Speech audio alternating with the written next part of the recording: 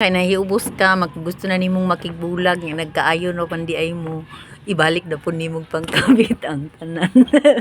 Na, maino gagawago ra jud ka. Munang sa sunod, mag-away gani, dili desisyon dayon ng magbulag. Dapat pinag-uusapan, hindi yan idadaan sa init ng ulo.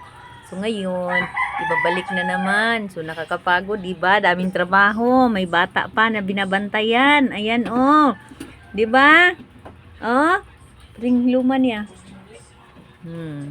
So, umpisa pa lang yan. Ang dami pang ilalagay oh, di ba? Ganun ka ano ang buhay. So dapat pag nagtampo, hindi pwedeng magdidesisyon ka pag galit. Dapat palamigin mo muna yung ulo mo bago ka magdesisyon.